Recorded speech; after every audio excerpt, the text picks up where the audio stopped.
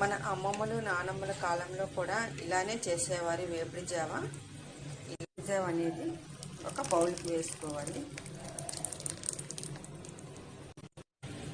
వేపుడు జావకి కావలసిన పదార్థాలు: బియ్యం తీసుకోవాలి, బాగా వేయించుకోవాలి.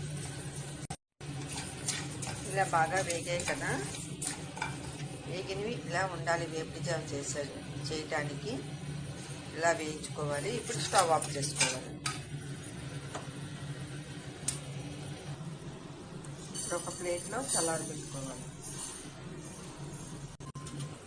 ఈ కప్పుతో బియ్యం వేసాం కదా, 7 కప్పులు బియ్యం వేసుకోవాలి.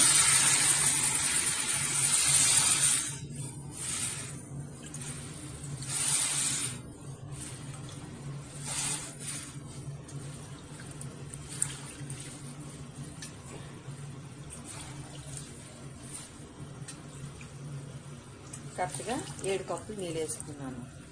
7 కప్పులు నీళ్ళు వేసుకున్నాం కదా, బాగా మరిగించుకోవాలి.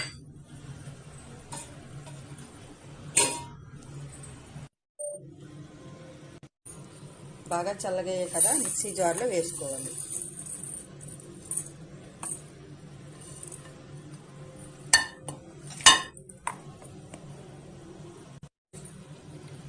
ఇలా మిక్సీ పెట్టుకున్నా ఇలా గోధుమ నూకలాగా ఇలా కొరుక్కుంటాలి. ఇప్పుడు మొత్తేసి వాటర్ మరుగుతుంది కదా, ఇప్పుడు మంట లో ఫ్లేమ్లో పెట్టుకొని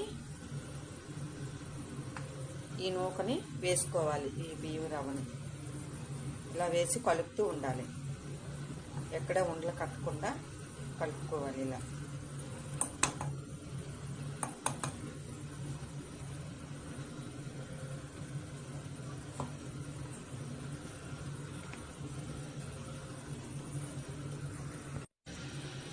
తగినంత ఉప్పు వేసుకోవాలి.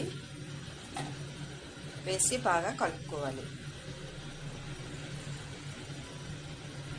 బాగా కలుపుకున్నాం కదా,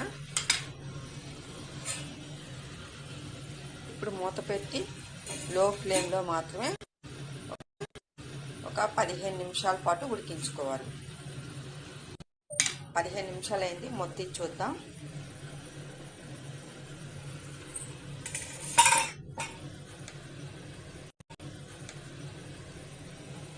వేపుడు జావ అనేది బాగా ఉడికింది. బాగా ఇలా కలుపుకొని